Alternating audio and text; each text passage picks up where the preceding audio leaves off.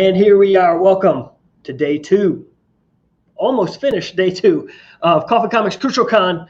And you are joining us here for Spotlight on the Kid, aka Killer Ryan Kincaid. Here we go, bringing him in here. How you doing there? What's up, guys? They've been on and off. So people are really digging your artwork. I'm going to share this the stream here. Let's talk about this right away. So on Coffin Comics Shop.com, if I can pull that up. Here we go, the Coffin Con Exclusives. You got 2 exclusives here. Yeah. You got the lingerie number 1 Phoenix edition. Oh, sorry. The wife's poking in. I want to see. Oh yeah, take a look. So we got your better half here on the show as well. Thank you for joining us. Appreciate that. I do what I can. So what can you tell us about this one here? Oh man, I don't even know who colored it. It looks like Cece colored it, yeah, or is that Sanju? Let's take a look. I assumed you did. I didn't know. Yeah, Sanju. Yep. I can't color like that. Hell no. I've been trying to color. It doesn't work. Brian got a hold of me to do that one when Phoenix Comic Con was still gonna be a thing, or what's it called now? Phoenix Pop Culture, Fan Fusion, yes. Fan Fusion Expo, something or other party. It's changed names so many times now. Yeah, he got a hold of me to do the show exclusive early on in the year, which I was pumped with because every time I do Phoenix, you know, that Lady Death is like the central. You have the instant edition and all that stuff. So the only thing he told me was really he wanted it Phoenix themed. So, you know, put the logos or something in there. And I just went balls to wall, like, all right, I'm going to put out as much as I can. Phoenix logos thrown up on her everywhere. Actually, the scythe idea, I kind of had an idea for it, but Wolf helped me out with that. Like, he was already having a commission done by me with something with the scythe and the Phoenix idea. And you all know Sean Wolf. He is the one that was like, this idea of a Phoenix would be cool with the scythe. And I just took that, put the logo on it, like ran with it. I didn't tell him I stole his idea, but I'm sure he figured it out. He's teasing right now. That was a cool idea. Yeah, I don't think I've ever seen that before. That is neat. And I didn't see it colored until you guys pushed it out. So that's awesome. That looks great. What? The colors on the cover. On the main one? I'm probably the only artist that doesn't bug Brian. Like, hey, how did it end up looking? I'm just like, when it comes out, I'll be excited. So here's the mock-up of it. Yeah, it turned out. I think it looks even better in person. How does the other one look? How does the what? How does the other one look? The wrist. Oh yeah. Yes. Now, did you color? Did someone else color this one? No, I colored that one by hand. That's what. I wanted to know about that because the coloring, it looks 2 different styles for sure. Yeah, I did that all in markers, which I'll pull the original out for that here in a minute. Again, he gave me the opportunity to knock that thing out, so I was going for it, man. I went as far as I could. I even messaged him, was like, can I hand color this? Can I do it with markers? Can I try something new? So I was happy with how it came out. Oh, I love it. Yeah, here's the we'll do a side by side. There you go. Side by side, yeah. That is my favorite piece, and I sold it, and I didn't want to. Yeah, I'm sure that sold very quickly. Yeah, it's pretty. Yeah. I love with the extra. It seems counterintuitive, but with the fire, and then I guess that's the Phoenix, and then the feathers, and then so that's the Phoenix part is the Phoenix and the fire. That's my favorite part. I'd never really gone that in depth into coloring fire, so I had to study like different artists on how they were doing it. Like I really looked at a lot of Mark Brooks on how he did like his Human Torch and all that stuff.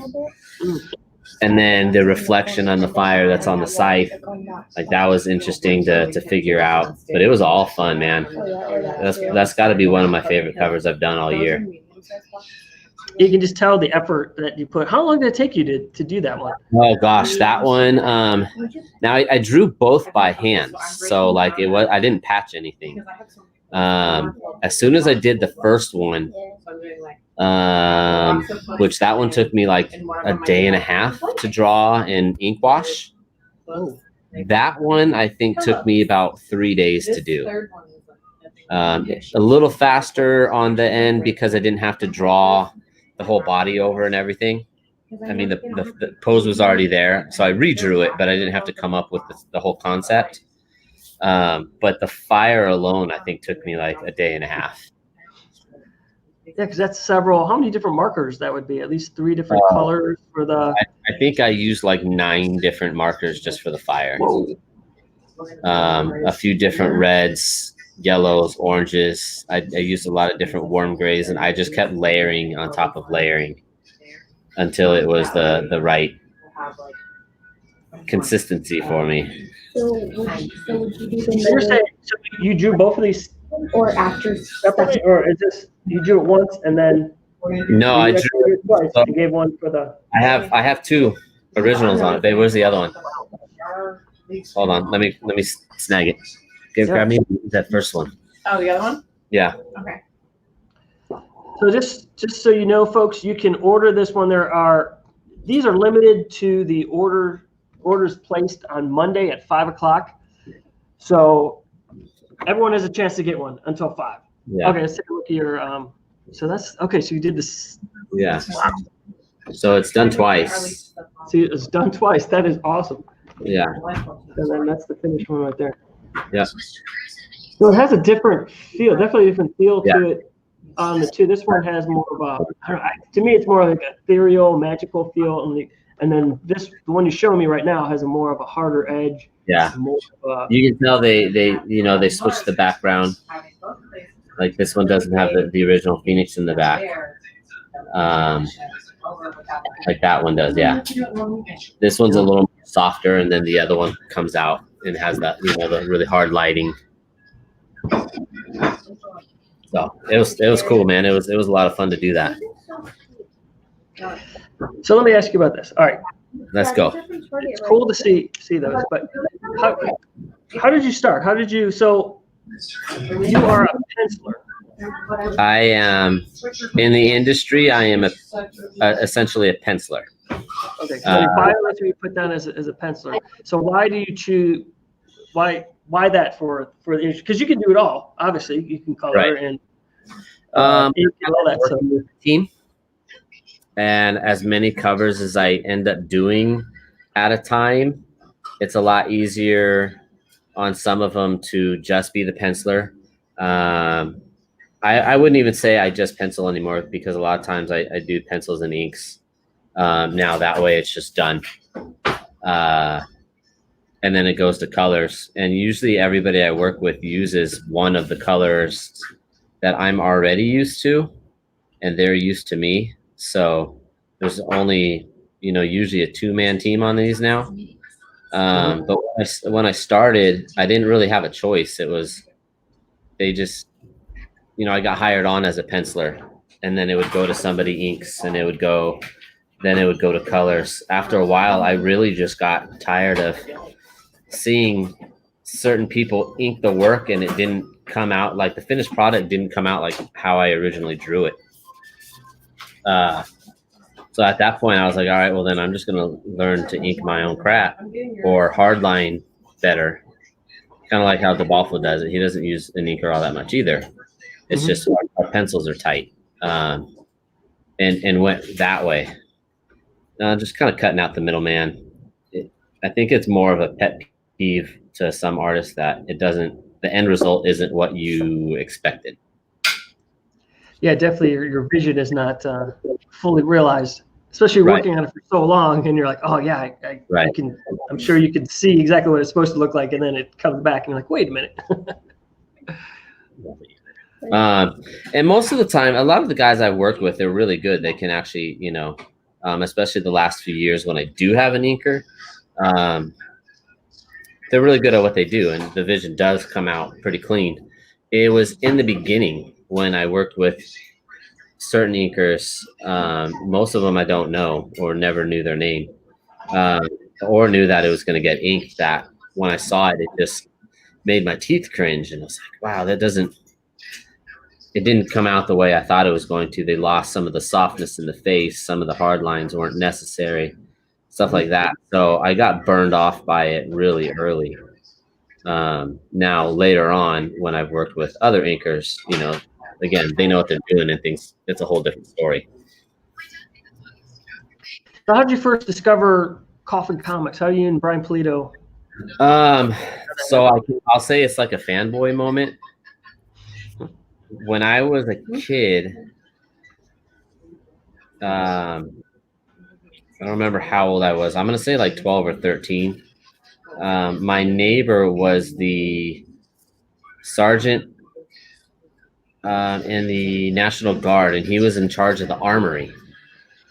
So I was always drawing when I was a kid, and he got me into comics. And at one point, he's like, dude, you want to do something fun? Let's go to the base, and you can paint on the walls in the National Guard armory. And, at that point, you're like, what? You're going to let me deface government property and not get in trouble for it? Well, one of the characters that he had like every issue of back in the day was the original Lady Death series when it was with Chaos. That's how I got introduced to Lady Death. And I would do Lady Death and Deadpool and all these things for him all the time. So when I actually got into comics, that was one of my like bucket list things to do, was get on the Lady Death book. Well, I did this really tiny show one year in Ventura, and Brian was there, and DeBalfa was there, and I think Jen Brumal was there, and the three of us did a panel, and Brian was the moderator and asked the same question: if you could get on any book you wanted, like what would some of them be? And of course, looking like the kiss ass, but being realistic, one of that I wanted to do was Lady Death. So after he heard that, he gave me a shot. I think it took 2 years for it to happen, but he gave me a shot. Wow. So Brian's good. Yeah, he's good at discovering young artists. So yeah, he saw something in you, and you're just waiting for the right time. So that's great. I think I did like 2 or 3 covers before he actually published one of them. And again, he's one of those guys that you just kind of nod and say, yes, sir. If it didn't work, it didn't work. You don't ask why. You don't question it. You just, okay, on to the next. Some people don't understand when I tell them, like, I don't mess with Brian, because if it's DC, I can push back a little on certain things, ideas or whatever. Other independent companies, I'm like, no, I want to try and do it this way. Brian, I'm just like, yep. What do you need? Yep. It's done. I don't ask for comps. I don't ask for anything. I just wait for the edits, the A-OK, and on with my day. Yeah, I love that email, the A-OK. Like, yeah. Oh, good. Yeah, his vision is forged in steel. So, there's no... yeah. So, he's got it figured out. I honestly, DC covers, any other company I work for, I work directly with the colorist, and I'm like, no, switch this, no, switch that. Let's try and tweak this, tweak that. I literally hand Brian in the pencils. He says A-OK, and off it goes. And I don't ask anything about it. Like, I get surprised when someone sends me the message, yeah, I just saw your cover on the new Kickstarter. Here it is. And that'll be the first time I've ever seen it colored or knew it was coming out. Yeah.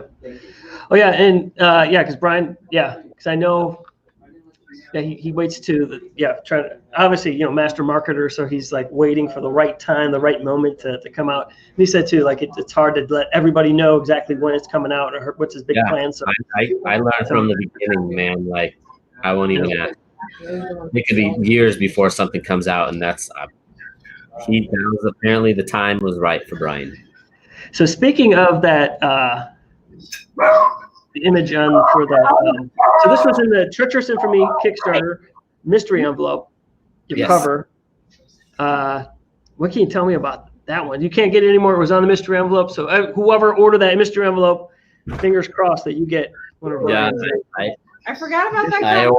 I think I ordered, how many we ordered? 3, 4, 5 of them, something like that. Extra. I know I get my comps, but I love that cover. So I was like, I'm going to buy a bunch and see what happens. Yeah, and that one, because let's see, I have it right here, what that was limited to, because that small run to that image, 40. Limited to 40. Holy cow. And then the 45 was for the naughty. That's what, come back there. Yeah. And actually, I love those. I don't know. These ones speak to me. I don't know. I love those ones. Those came out so pretty. And it's funny because I drew them reversed. So when I saw him, and he flipped the image, and I was like, wait, that's not mine. But yeah, it is. Again, Brian he decided that it was better going the other way. Yep. She's got it feels like an 80s. I don't know. Something about it reminds me of the 80s, like an 80s. Yeah. Swimsuit edition, or Sports Illustrated. That's it. Pretty much what I was going for. Anytime they come up with, the Lady Death, and Murat's notorious for, the swimsuit specials, and every once in a while you'll get. Back in the day, you had Aspen with the swimsuit issue. So when Brian said this is going to be a swimsuit thing over the summer, I went through like old Michael Turner and Mark Silvestri and all those, the Aspen specials and the old. I even went to the Ghibli, like the X-Men, when they did that swimsuit issue. It was like, all right, let's get some inspiration, because I know every time I do Lady Death, I know who I'm up against. Like, we know who's coming with these covers, and typically what they usually will do. And they're going to bring it. You're going to get either DeBalfo or Ebas, Elias, and, a dozen other names that you drool over. And I'm like, all right, how do I try and make this stand out? Even just a little. So I went with a little more, old school feel to it. But the background, honestly, was, it just popped out like a, steam. I probably was watching a movie at the time. I don't know. But it was like a hot spring type environment. And then all I could think of was like candles and caves. All the candles and stuff. I took a page out of Jesse Wichman's book, because he'd be like, if you put 10 candles in, you should put 50. Was screwing for that, because drawing that many candles sucks. The chains is okay? Yeah, well, yeah, it's better than drawing 1,000 chains. That's what I love it. Last time at Richmond High, I don't know. That's the whole popping out of the, yeah, just a different angle. I didn't want to steal chrome, because I think Mike's done that too.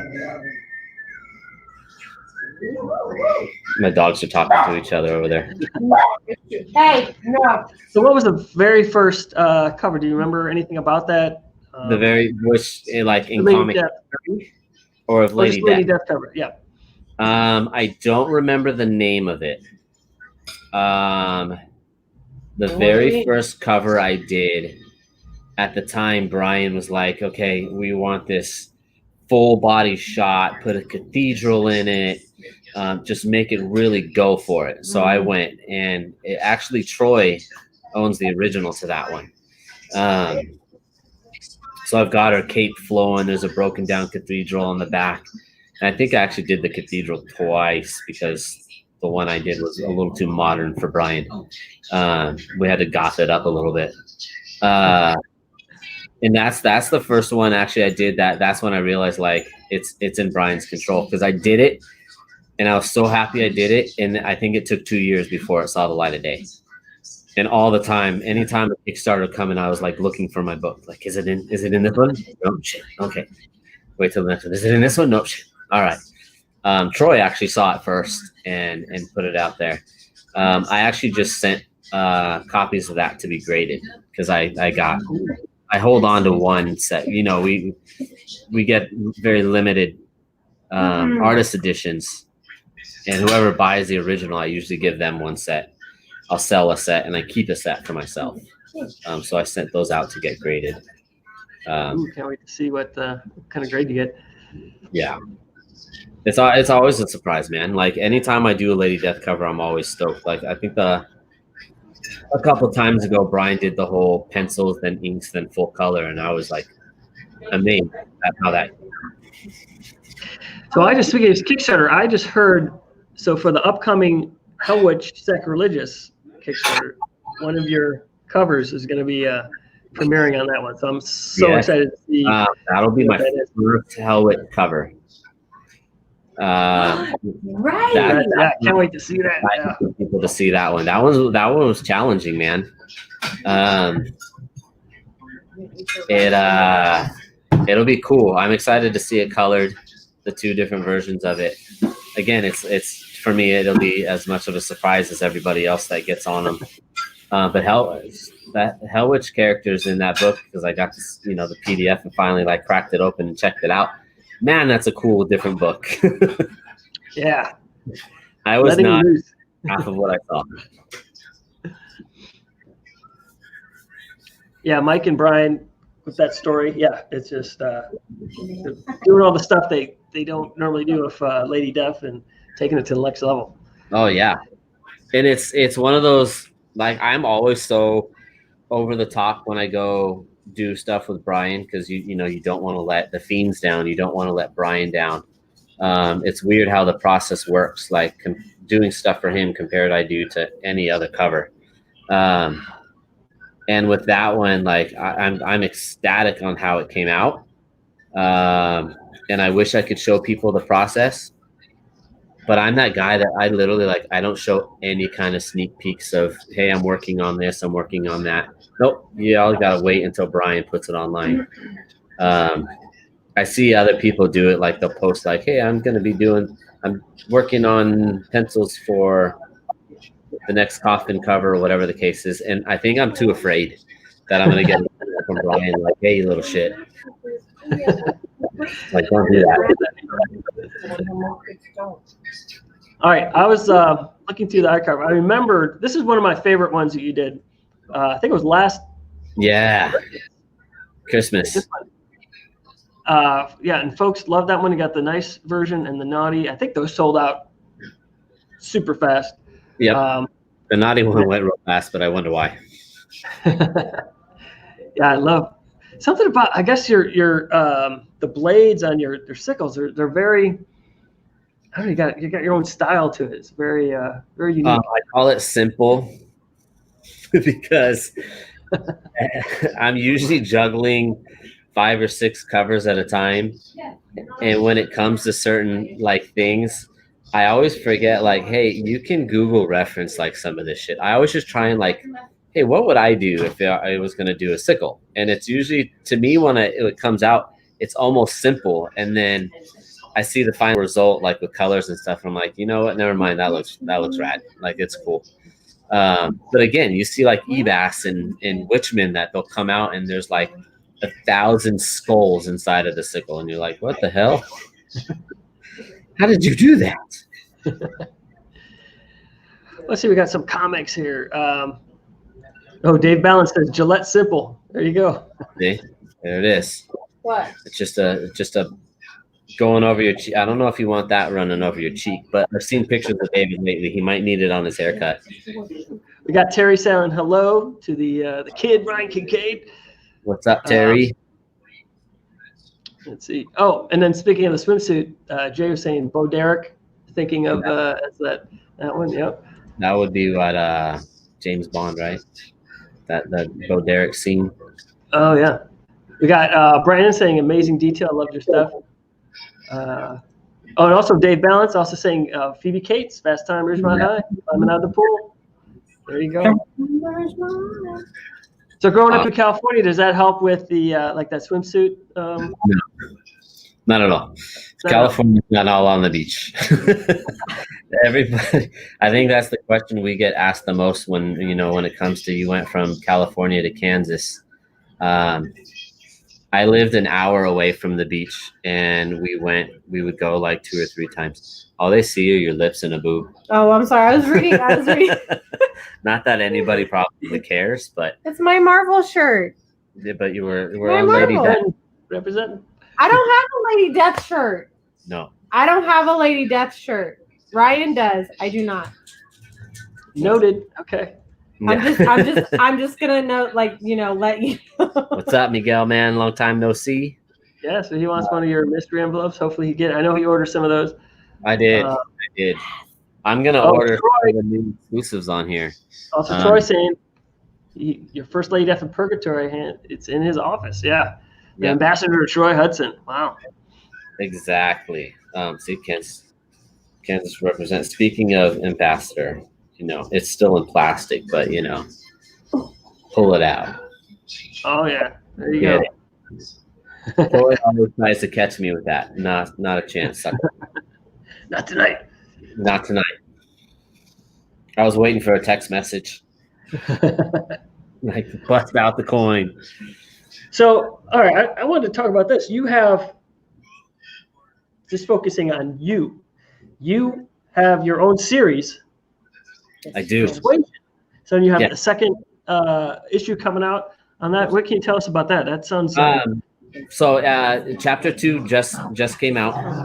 It just we finished the Kickstarter last month, and my wife and niece actually pulled a coffin through, and I mean, granted, we don't have as many units as you guys do, but they knocked the Kickstarter out in what, 2.5 days, something like that. So we're actually working on chapter 3 now. Persuasion was, my dogs are tearing stuff apart. He apparently wants to. Persuasion was just an idea I had years and years and years ago. I saw a picture of tricks. To just do something for fun and on my own. And the way the comic industry has turned, as you know, Jimmy, like show exclusives when cons were a thing, is a huge deal. Like if you had a show exclusive, Ollie, man, you're gonna get bit. My dog had MRI and spinal tap yesterday, so he's not in a great mood, and my puppy is just wanting to attack one.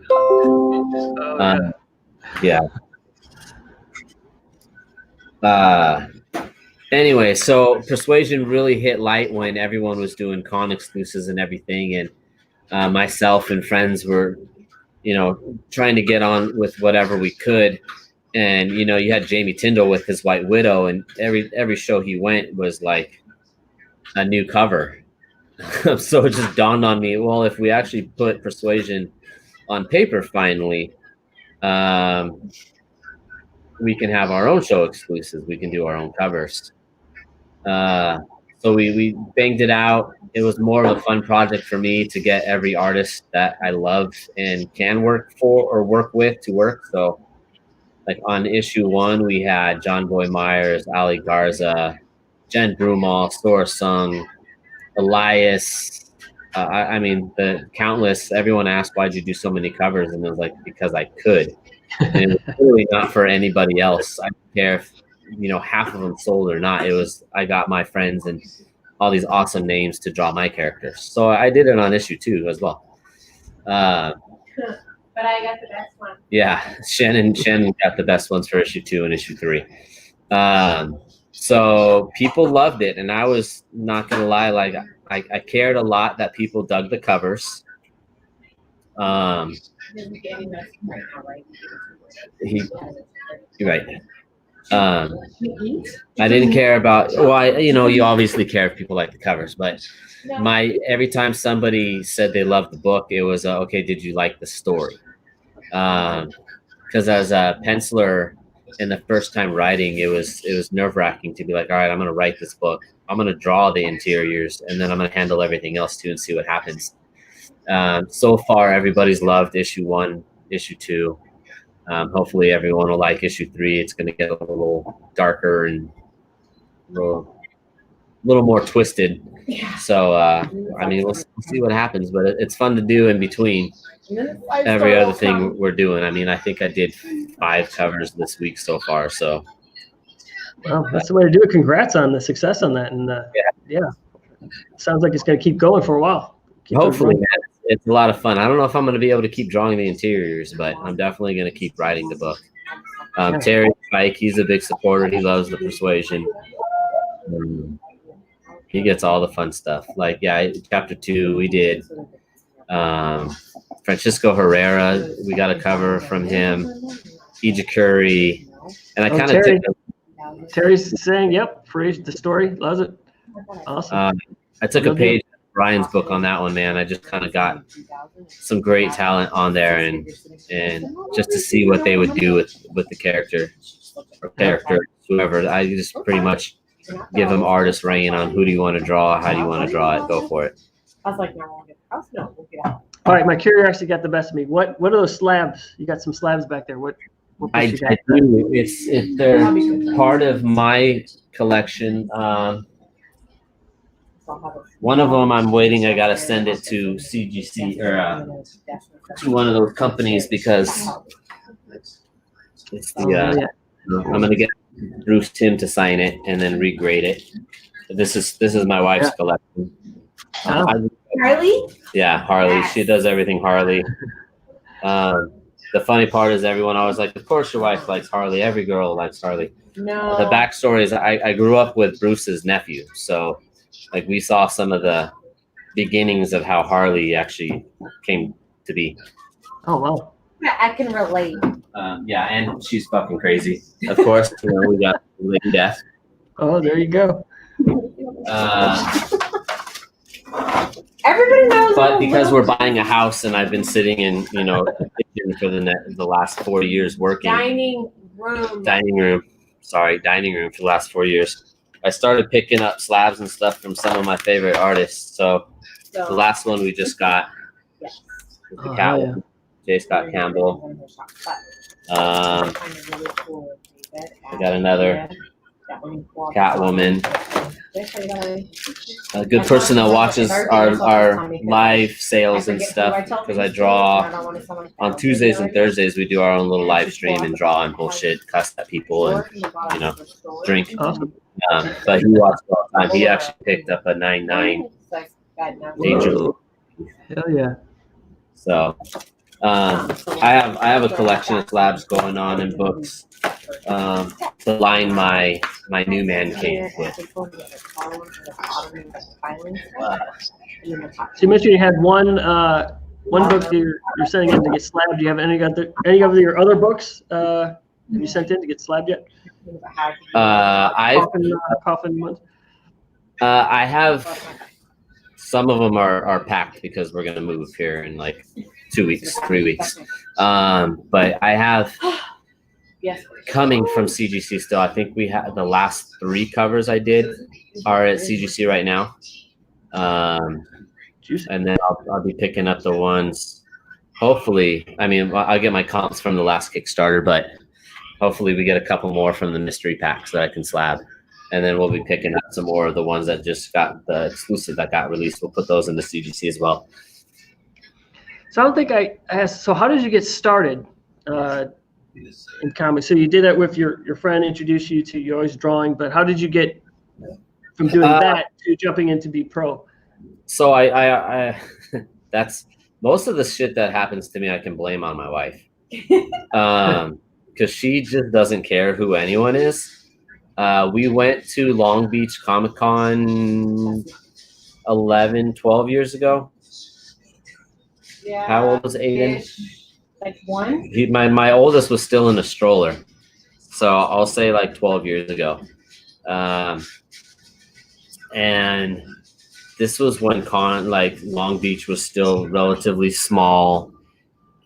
The big names were, hanging around. You could talk to them easy. Campbell, wasn't J. Scott Campbell, and you could just walk up to his booth.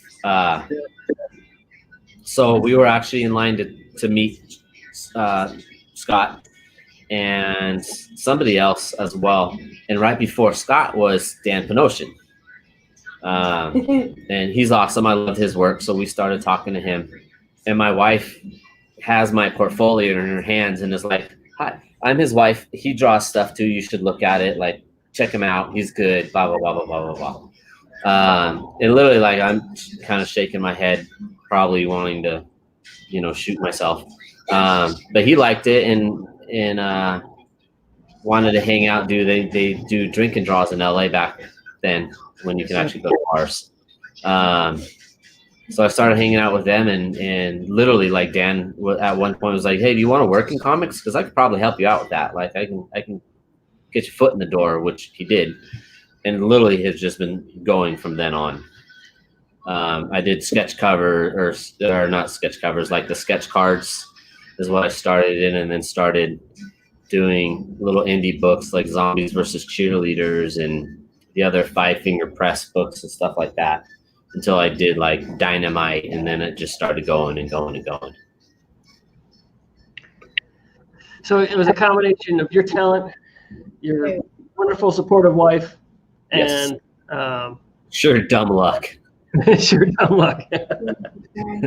What drew you to comics? What got you into comics? I learned drawing certain things through comics. I never read a lot of the comic books, but I drew off of them. So I did the whole, the original Lady Death runs, the Punisher War Zones, a lot of Jim Lee, a lot of Campbell, a lot of Ramos, a lot of Joe Madureira, and I literally would just buy all the new books that those guys were on, and like, okay, how did they draw this? How did they draw that? How did they do this? How did they do that? And literally just it went from there. Like I liked drawing cartoons. I wanted to be a Disney animator, and then realized what entails with that, and was like, probably hell no. And realized I didn't really draw a lot of cartoons unless it was like somebody asked me to. I was always drawing superheroes and stuff. So it just came to be probably just like, especially with Joe Madureira, he's got a very cartoon feel to it, and then it's just kind of progressed from there. Switching different. I still love those guys' work, but now it's more modern, I guess you'd say. So it's also post. So you're starting to. So you said you're teaching yourself how to color. So you're using. You're not doing it digitally. You're doing it with. I'm trying to do both. Like I can color traditionally, markers, paint to a point, watercolor, stuff like that. Digitally, I have a Surface Pro with Photoshop on it, and I always want to throw it. I have an iPad that I've colored a few things on that I've been happy with, but other than that, I usually want to throw it. And every time I see like Elias or Mike Chrome has started coloring his own stuff. Kirkham is on an iPad coloring just creating from scratch these DC covers that are insane. It makes me want to learn. I don't like not knowing how to do things. One of the main reasons I did Persuasion was because I knew eventually I was going to have to do interiors, so I was studying and learning. Same thing with digitally coloring. Like I want to throw everything all the time, but I keep trying to learn. Traditionally, I do. I mean, I do that all day long. I have just piles of markers and stuff. My little name dartboard over there. So it sounds like you're self-taught then? You didn't have any professional classes or training or anything like that? School didn't ever really get along. Nope. Internet's great because when you get stuck now, you can really YouTube how to do anything. And it will, you can look on YouTube and find streams for some of the best colorists out there. And they're literally going step by step how to do it. Other ones, like Elias, he puts his videos on there and you just kind of stare and drool and see how it does it so damn fast. But I have no idea what he's doing. Yeah, it seems like with the internet now, if you're not doing exactly what you want to do, it's your own fault because everything is out there for you to learn. Yeah, everything is accessible. Like you can find You talk. I don't know. Don't worry about what I'm doing. My wife's screaming something crazy. That's all. When she's quiet, it's always dangerous. I think everyone can attest to that. Hey. Yeah, especially during all of the pandemic stuff, man. If you haven't found a way to access what you want to try and do, like, you got to look a little harder because everything's right in front of you. Like your phone, your computer, you can figure out and study anything. And everyone's connected too, so we can you get easy access. So yeah, you know. And most people don't realize it. For the most part, everyone's real approachable. So I've had, Uma Moss that I would send stuff to, Sanju, and be like, okay, how did I screw this up? Like, what am I doing wrong? And they, try and teach me through it, or like send little videos like, try this, try that. I'm doing my job as a friend. Right. So, I mean, it's fun. It pisses me off because I still, after years, cannot figure it out. But I'm going to keep trying. One more day. That's all you need. I'm sure you get there. So we got 5 more minutes. Let's recap what we got going on here for sale that for the Crucial Con weekend from Ryan Kincaid. Let's see. Let's find it. Boom. So we got 2 offers. Not only do we have the comic books, we've got the lingerie Naughty Phoenix edition for $30 right here. The we're offering CGC on that as well. Ooh, nice. So these are going to be limited to the numbers ordered by Monday.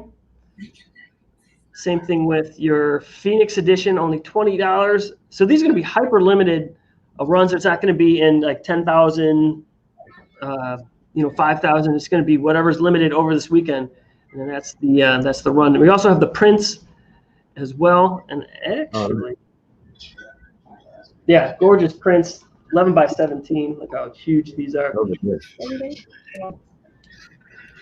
Great artwork. Yeah, you're killing it. And I can't wait to see what else you have. I can't wait for that Hell Witch edition.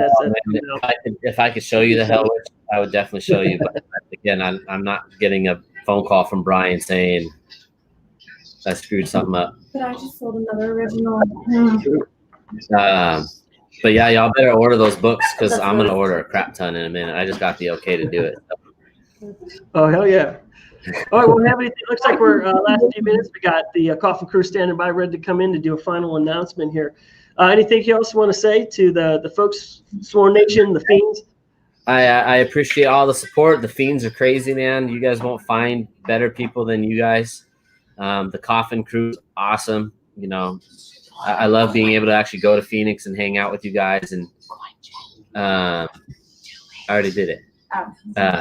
She was trying to get me to coin check y'all, but I already did that. No, man, it was a pleasure coming on. I can't wait to see what else Coffin has in store for me and the rest of the group. Awesome.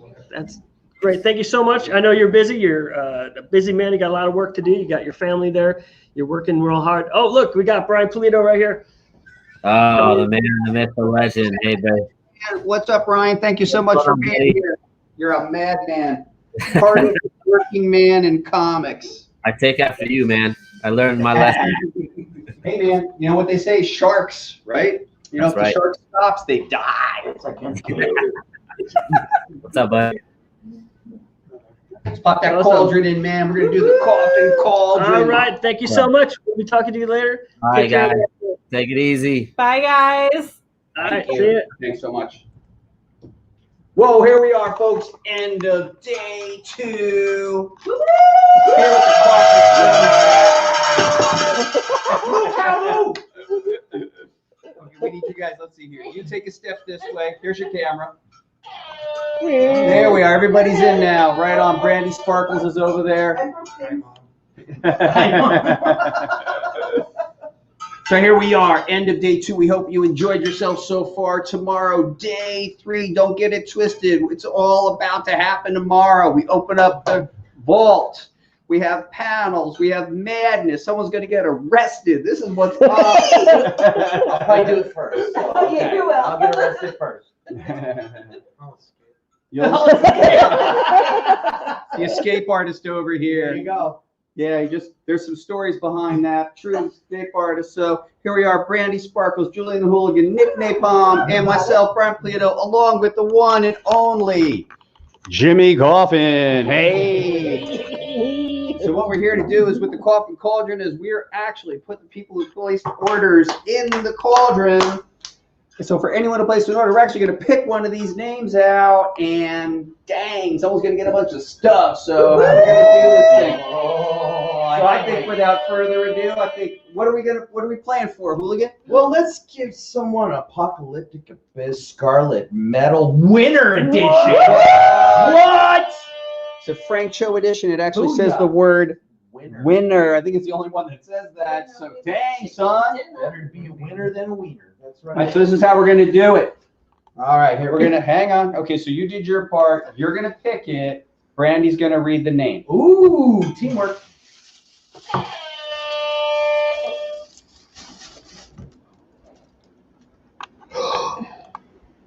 Ryan Koss. Ryan Koss. Yeah. All right, we're going to try it again. That's great, man. Congratulations to Ryan. Wait. Brandy, why did you say that weird? You're like, Ryan. Because I was reading. I can't That's the sparkle hype. and multitask at the same time. You dropped the hype on that one. She Got to keep the hype up, everybody. Ryan. Just remember, Crucial Con keeps going. We got our 2 exclusives that we're offering, etc. We're going to switch this up a little bit. We're actually going to have Brandy Sparkles make the pick. And she's Because I going to can't say the talk. name. And I just said you're looking pretty. What are we winning? Well, this one is a nice little card set with stickers from the classics. But one thing that's neat about this, it has the early Monty Moore Oh, wow. art Ooh, look card. at that. 2002. I figure, hey, whoever gets this, they're gonna love it. Trading cards, big oversized cards, foil cards, stickers, the classics. Why are you shooting that at my crotch? Thank you. So I can't wait to see who wins this. So here we go. All right, so Brandy's doing the pick. Nick is reading the name. We've got David Hatch.